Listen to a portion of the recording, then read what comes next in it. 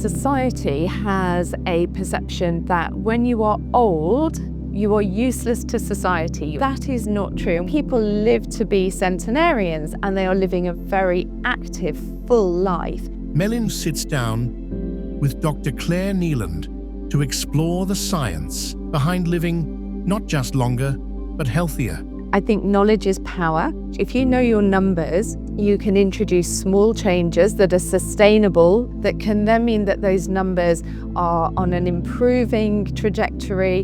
Dr. Nieland has seen firsthand how small daily choices can shape a person's future. What we know about human behaviour is that we can't rely on willpower alone. So we think about behaviour change and how can we help our clients to introduce new behaviours on habits that already exist. I think age is just a number, but when we're looking at the science behind it, we need the numbers and we need to know what those biomarkers show.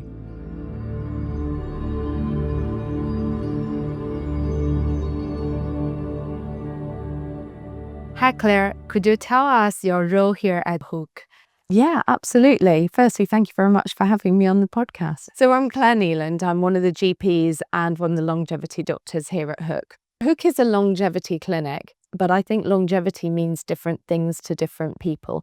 In essence, we're a health optimization clinic. We want you to live the best life for as long as you can in good health. And we take a very proactive approach to your health. You work half-time in NHS and half-time here. What are the key differentiators between the two methods or two places? The NHS was never designed to be a preventive health service. That's not what it was set up for. We treat disease, and that's the model that we still practice in the NHS. Hooke is very different. Hooke is a very proactive, preventive health approach. What do you inspire you to work at Hooke and working a preventative healthcare approach? For me, Hooke offers the ability to be able to use that preventative skill and knowledge that I have in a lovely clinic environment with an amazing team. The Hooke team are fantastic. We have a very knowledgeable team of doctors here and a scientific advisory board. So everything we do is backed by science. I really liked the approach to prevention that Hooke offers. So making sure that the multidisciplinary team brings their own knowledge and expertise, that we question, that we debate, that we make sure we're not missing anything, that we make sure we're up to date with the latest science. And so I really liked that approach. So it gave me the opportunity to branch out slightly more in that field. Whilst I continue to try and promote prevention in the NHS, and we are definitely expanding that area in the NHS, there's much more resource that needs to go into that long term. One of the things we do here at Hooke is test over 200 different biomarkers. The biomarkers give us something called a bioportrait, which is an overview of our client's health. But also here at Hooke, we've developed something called the Bioscore.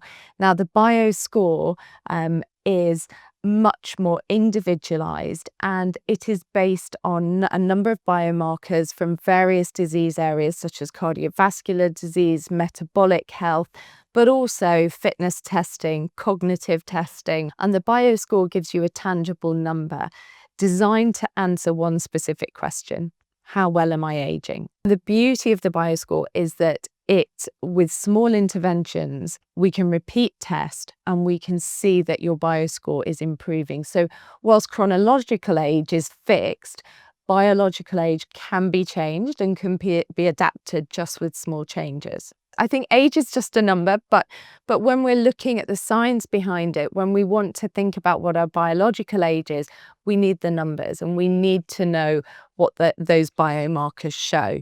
When we're testing those 200 biomarkers, could you tell us what is the most important thing we are looking at? The biomarkers we use span different disease areas: cardiovascular health, metabolic health, inflammation, as examples.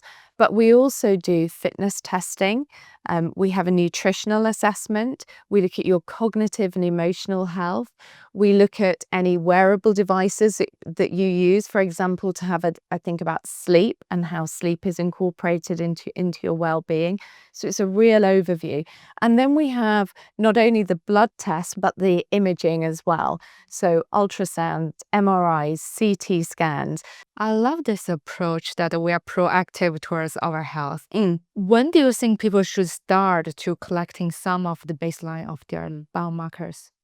I think knowledge is power. We're seeing people come into the clinic now who are much younger, maybe in their 20s and 30s. If you know your numbers, you can introduce small changes that are sustainable lifestyle changes that can then mean that those numbers are on an improving trajectory. We don't want to see anything deteriorating. And with our help, we can help clients to get the most out of their life, prevent disease, and if disease does occur, we pick it up really early and we put in place treatment modalities. What is a lifestyle medicine? It's quite a concept. Maybe not a lot of us know what it is. Yeah, absolutely. So lifestyle medicine is a rapidly evolving field in medicine, and we have 3 essential principles. So we have a knowledge of the 6 pillars of lifestyle medicine. So for example, physical activity, nutrition, avoidance of unhealthy substances, stress management, social connection, sleep.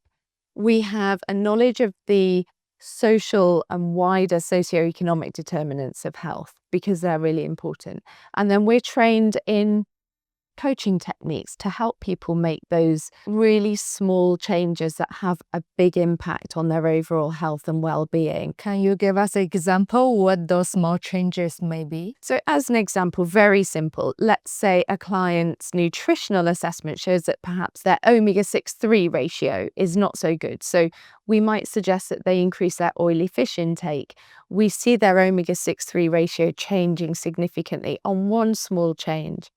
Physical activity, it's so important to get people moving. VO2 max can be changed significantly just by a few small interventions in physical activity. But what if some people, let's say, this person is just so busy, like they are in their prime age, they don't feel any fatigue. Are you guys able to offer a whole year program? It's very much based on the individual and what they want to get out of their time here at Hooke. We touch on every area of your health, from past medical history to past psychiatric history, any drugs you're using, supplements you're using, and then you'll have a full physical examination here at Hooke. We'll check your resting metabolic rate, we'll check your body composition. You'll have your VO2 max done. So the kind of markers that we know are associated with longevity. And then some of our clients will have further tests such as imaging, CT of the coronary arteries, or an MRI scan of the brain, the abdomen, the pelvis. And then when we get all the results back, we analyze all that data. So all the testing takes maybe a day and a half. We get the results back, we discuss it at our multidisciplinary team, and we put together a plan for our clients moving forward. And spend time with our clients in what we call a report presentation, going through the finer details of the information. And we talk to them about the interventions that they could make, and we offer assistance in that as well. Like you said, some people are really busy, they don't think they're unwell, but we might have found something in the test. So we spend a lot of time going through what that means and then making suggestions moving forward. And look, we can hold your hand as much as you want us to. We can organise further testing, we can organise consultant appointments if it's not within the scope of what we do here at Hooke. But what we know about behaviour, human behaviour, is that we can't rely on willpower alone. So we think about behaviour change and how can we help our clients to introduce new behaviours or stack behaviours on habits that already exist. So, if it's in an evening that you reach for the cookie jar, for example, you can't rely on willpower alone to not go to the cookie jar.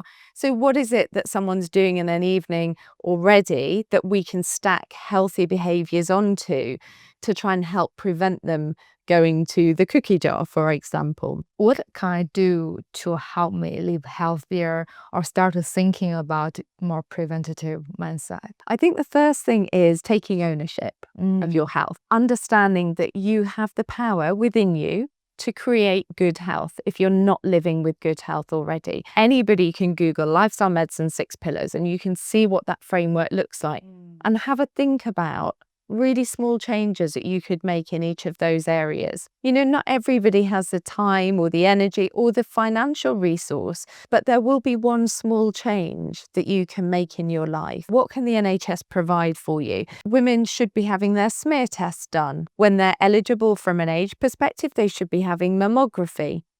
You can have something called an NHS health check, which will give you height, weight, blood pressure, some markers, some blood testing, for example, a lipid panel. So there's lots that you can do to take on ownership of good health.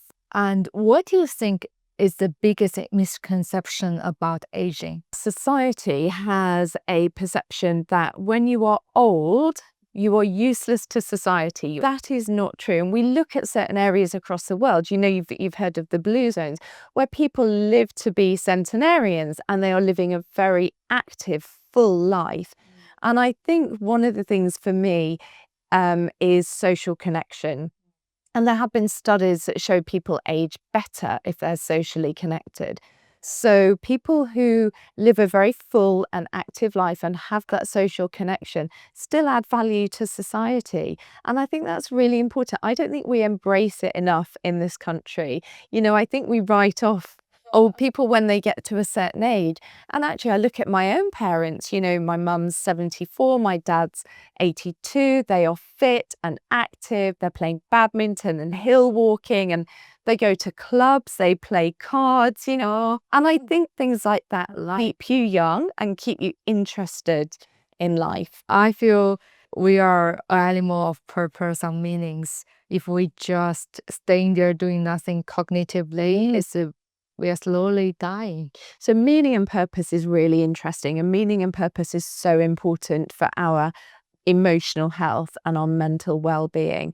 And I think it doesn't matter what chronological age you are, you can always find meaning and purpose in your life. Here at Hooke, you know, chronological age is literally just a number. It's the biological age that we focus on and how we can help people get the most out of their life. But I do have a question on biology age testing. I have done a few different testing of biology age with different centers around the world. But I have to say the interesting point is they all come up with kind of different result.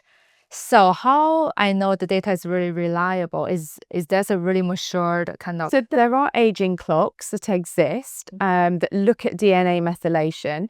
At Hooke, one of our scientific advisory board works on the DNA methylation clock, but we don't use it specifically here at Hooke yet because we feel that there's still a lot of work to be done moving forward on the DNA methylation clock. So I think you will get different results because they're not all in alignment. And I think that that's the nature of science. You know, science is ever evolving, ever changing. And we do need people who are pushing these boundaries and coming up with new ideas and new techniques. Am I allowed to understand how I knowing my biology age is by getting the biomarker from certain organ and then compare with average of what that age, like, yes, biomarkers, correct, things don't look like? Correct. So the blood test that you've had done this morning, for example, we have a reference range from the laboratory, and we don't just want you to be, you know, just inside that. We want to optimize you. So we'll look at your results in detail and we'll decide, actually, you know, are you okay, or could you be better? Can we optimize you? But our results are also benchmarked against, so for example, UK Biobank is a good example, and the Bioscore is referenced against UK Biobank. So yes, you will have results that are your results, but we will help you interpret them based on your age, your sex, your, you know, so it's very bespoke. Lifestyle wise, I sleep quite late still. I listen to, sleep is important.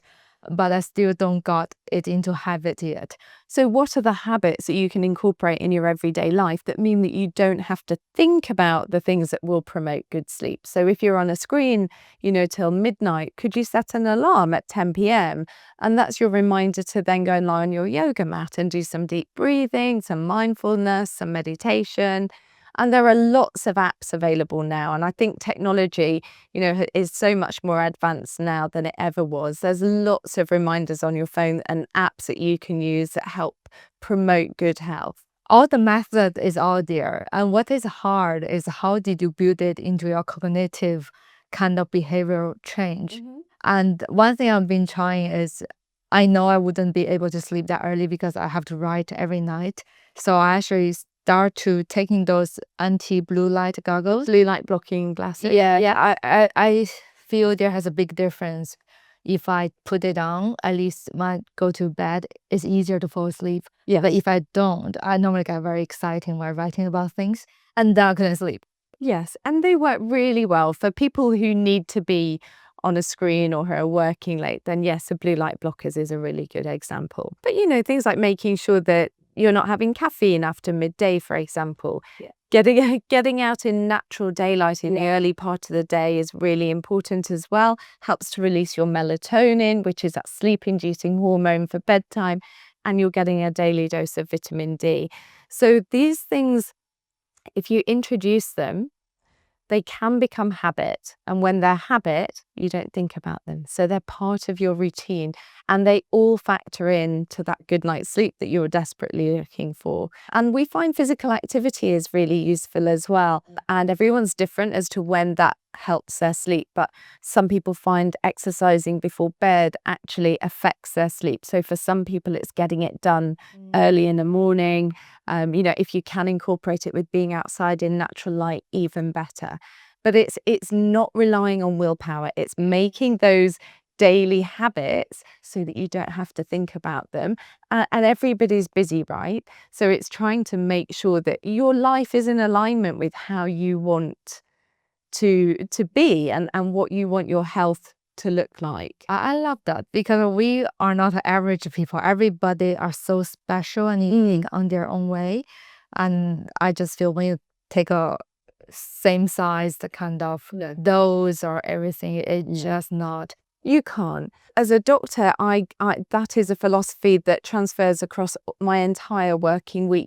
Every patient or client that I see is an individual. Yeah. Nobody walks in their shoes other than the person sat opposite me. And it's really important to remember that there is no one size fits all. Everybody brings to the table their own different experiences, their own different emotional stressors, what they've lived through previously, maybe childhood trauma. So everybody is very different. And as a doctor, I need to keep that in mind no matter who I'm working with. For our audience, what will be that one thing you think is very important for them to improve their health? I'm going to keep this really broad because we've spoken about the 6 pillars of lifestyle medicine. And for me, they are all very important. For me, it's about understanding who you are as a person and what you want to get out of your life.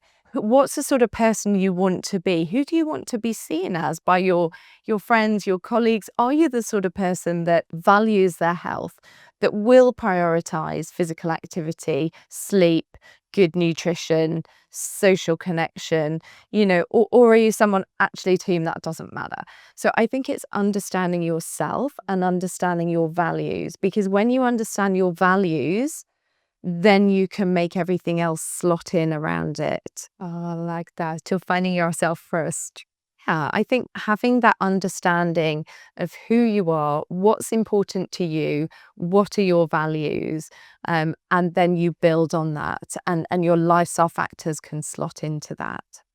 Because you are such an expert and professional in what you do in the medical world, did you see a change in your own habit and lifestyle or how you see health over the time? So when you're a really busy working professional, it's really important for me that I turn up being the best version of myself that I can be.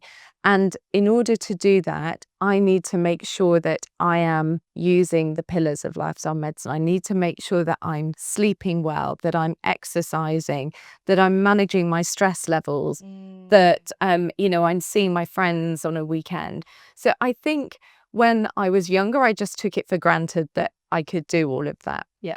And actually now I know that in order to turn up and be who I want to be every day and be on form and be on the top of my game, I need to make sure that those modalities are in place. So I've spent years breaking down the barriers that prevented me from doing that, So now my running kit is always with me, either at work on the NHS or in the gym here at Hooke.